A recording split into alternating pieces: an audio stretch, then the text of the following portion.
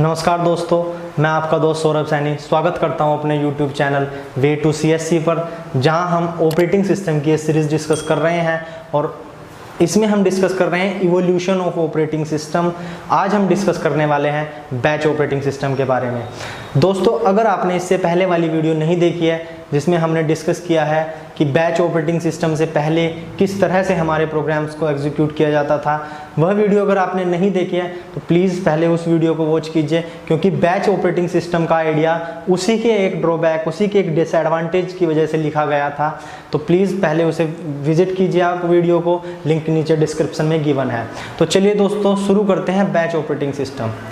हमारे पास सबसे पहले जो विदाउट ऑपरेटिंग सिस्टम हम वर्किंग करते थे तो उसका एक ड्रॉबैक हमारे पास था कि context switching overhead, means environment में कॉन्टेक्स्ट स्विचिंग ओवरहेड हो रहा था, जिस वजह से CPU आइडल था हमारा, मींस CPU कोई एग्जीक्यूशन नहीं कर रहा था। हर जॉब के लिए हमें अलग एनवायरनमेंट लोड करना पड़ता था मेमोरी में।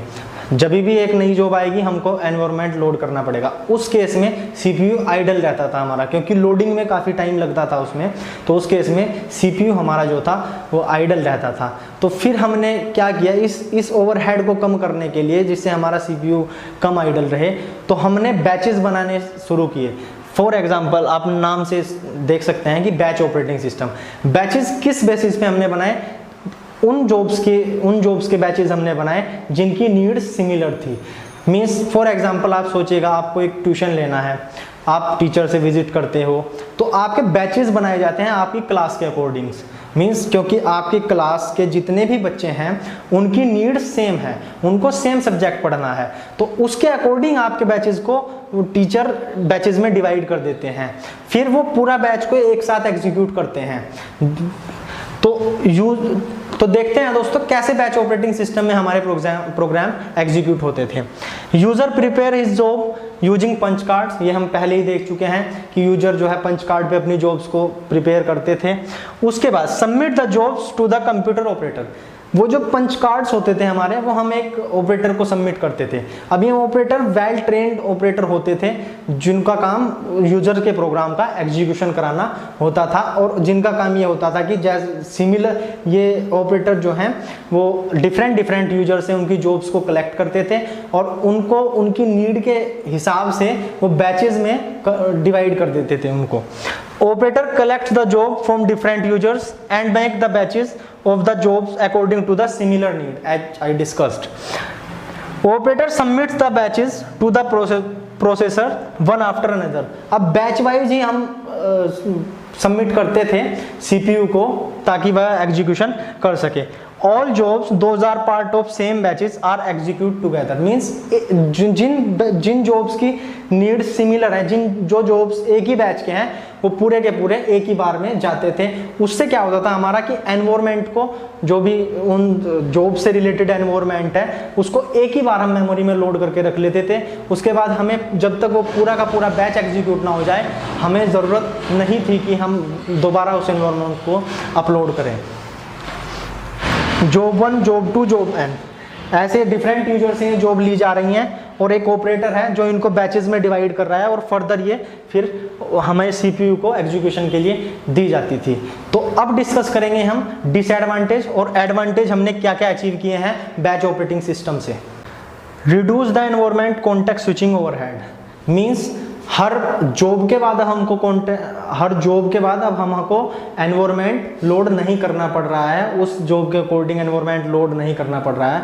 अब हम क्या कर रहे हैं, बैचेस के बाद हम एनवायरनमेंट को लोड कर रहे हैं, जिससे थोड़ा सा बर्डन कम हो गया है और CPU कम आइडल रह रहा है, क्योंकि हर जॉब के बाद हम एनवायरनमेंट को लोड करते थे तो फिर CPU आइडल रहता था। लेकिन अब बहुत सारी जॉब्स को एक ही बार रन करने के लिए दिया जा रहा है, जिससे कि एक ही बार एनवायरनमेंट को लोड करना पड़ता है उस बैचेस के हिसाब से। No manual intervention is needed, अब मैनुअल इंटरवेंशन नहीं है। पहले डायरेक्ट इंटरेक्ट करते थे यूजर्स कंप्यूटर से, लेकिन अब ऐसा नहीं है। अब हम ऑपरेटर को सबमिट करते हैं अपनी जॉब और वह बैच बनाता है हम, और उन बैचेस को CPU को एग्जीक्यूशन के लिए दिया जाता है। डिसएडवांटेजेस क्या थे? Priority can not be set for job, means जिन भी जॉब का बैचेस बनाया गया है, वही जॉब में सारी jobs first come first serve, means जो पहले आएगा वह पहले पाएगा, जो पहले आया उस हिसाब से ही एग्जीक्यूट होंगी, उस हिसाब से उनका एग्जीक्यूशन होगा। पहले आएंगी तो पहले ही एग्जीक्यूट होंगी। कोई ऐसा नहीं है कि बहुत इंपॉर्टेंट कोई जॉब है तो उसको हम प्रायोरिटी देंगे, ऐसा इस बैच ऑपरेटिंग सिस्टम में नहीं था। बैच ओएस में लीड टू स्टारवेशन। स्टारवेशन का मतलब क्या है, मीन्स एक बहुत बड़ा वेट किसी जॉब को करना पड़े। सपोज कीजिए बैचेस में एक जॉब ऐसी है जो बहुत टाइम तक जिसको सीपीयू का एग्जीक्यूशन चाहिए, तो उस केस में अगर एक जॉब जो है वह सीपीयू पर एग्जीक्यूट करती रहेगी काफ़ी टाइम तक, उस केस में जो बाकी उस बैच की जॉब बची हुई है एग्जीक्यूट होने से, उनको वेट करना पड़ेगा, और यही होता है स्टारवेशन। मीन्स जब किसी एक जॉब की वजह से काफ़ी टाइम तक किसी अदर्स जॉब को वेट करना पड़े, that is starvation. CPU remains idle for a long time. किस केस में सीपीयू आइडल रहेगा? सपोज कीजिए एक जॉब एग्जीक्यूट हो रही है, एक प्रोग्राम एग्जीक्यूट हो रहा है उस बैच का, लेकिन उस जॉब्स को रिक्वायरमेंट है इनपुट आउटपुट डिवाइस की, तो उस केस में जॉब तो चली जाएगी इनपुट आउटपुट डिवाइस के पास एग्जीक्यूट होने, लेकिन उस केस में सीपीयू उस बैच की किसी दूसरी जॉब को एग्जीक्यूट नहीं करेगा बल्कि आइडल रहेगा। उस केस में सीपीयू कुछ नहीं करेगा जब तक कि वह जो जॉब आईओ कर रही है वह वापस एग्जीक्यूशन के लिए ना आ जाए। Lack of interaction between user and his job.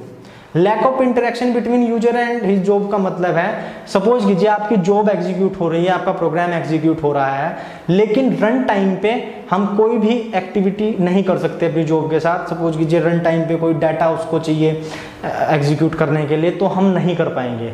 तो दोस्तों उम्मीद करता हूं कि यह वीडियो आपको पसंद आया होगा। मिलते हैं जल्द ही अगली वीडियो में। अगर यह वीडियो आपको पसंद आया और समझ आया है तो प्लीज़ चैनल को सब्सक्राइब कीजिए और बेल आइकन को प्रेस कीजिए, जिससे आपको सारी की सारी न्यू वीडियो का नोटिफिकेशन मिलता रहे। धन्यवाद दोस्तों।